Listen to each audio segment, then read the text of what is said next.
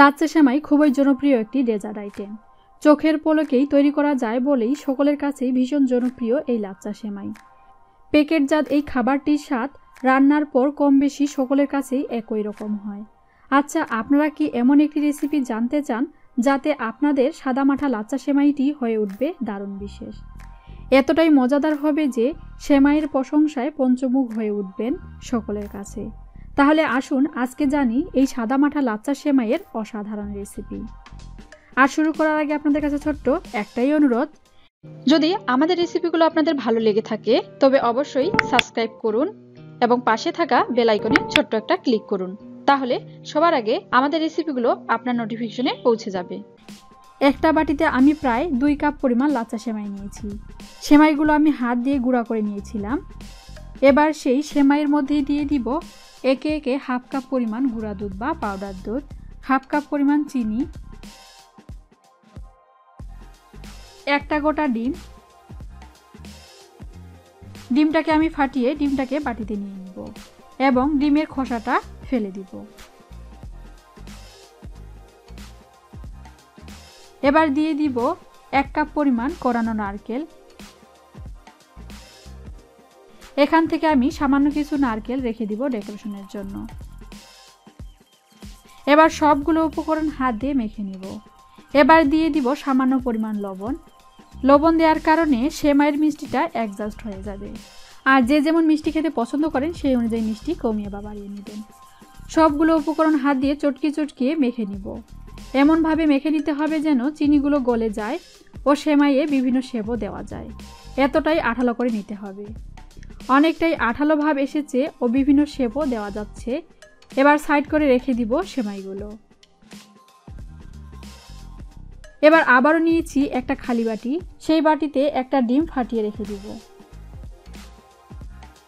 এবং ডিমটাকে চামচ দিয়ে ফেটিয়ে নিব।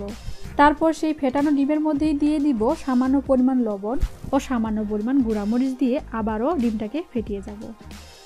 এতে করে সেমাইটা ঝাল ঝাল মিষ্টি মিষ্টি লাগবে ও লবণের স্বাদও পাওয়া যাবে।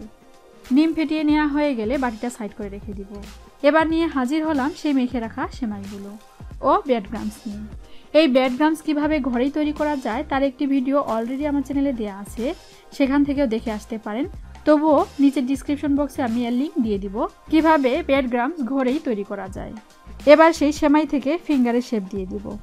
আমি কিন্তু হাতে তেল মাখিয়ে নিইনি, আর কিভাবে 2 হাত দিয়ে ফিঙ্গারের শেপ দিচ্ছি সেটা অবশ্যই আপনারা দেখে বুঝতে পারতেছেন। আর সেমাইয়ে কিন্তু তেল থাকেই। এভাবেই করে সবগুলো সেমাই থেকে ফিঙ্গারের শেপ বানিয়ে নিব।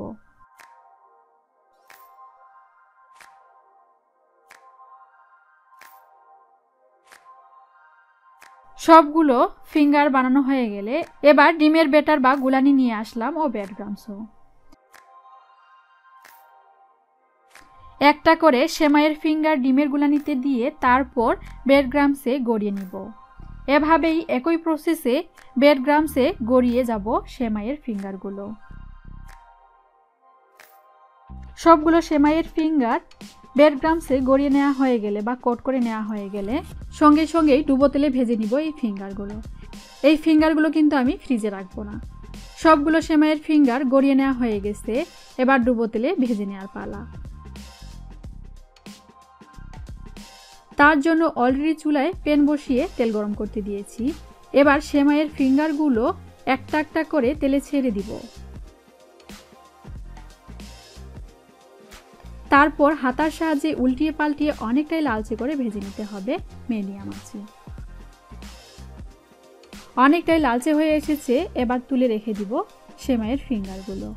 এভাবেই একই প্রসেসে সবগুলো সেমাইয়ের ফিঙ্গার লালচে করে ভেজে নিতে হবে। ভেজে নেওয়া হয়ে গেছে, এবার সাজিয়ে নিব একটা প্লেটে ও টমেটোর সসের সাথে পরিবেশন করব। এই ফিঙ্গারটি আপনারা চাইলে সস ছাড়াও খেতে পারেন। এতটাই টেস্টি এই সেমাইয়ের ফিঙ্গারগুলো। যদি আমাদের রেসিপিগুলো আপনাদের ভালো লাগে তবে অবশ্যই লাইক এবং শেয়ার করবেন এবং কোনো বিষয়ে জানা থাকলে অবশ্যই কমেন্টস করে জানাবেন। এবং আমাদের আরও নিত্য নতুন ভিডিও যদি আপলোড পেতে চান তবে অবশ্যই আমাদের চ্যানেলটিকে সাবস্ক্রাইব করবেন। সো অনেক ভালো থাকবেন, সুস্থ থাকবেন। ধন্যবাদ।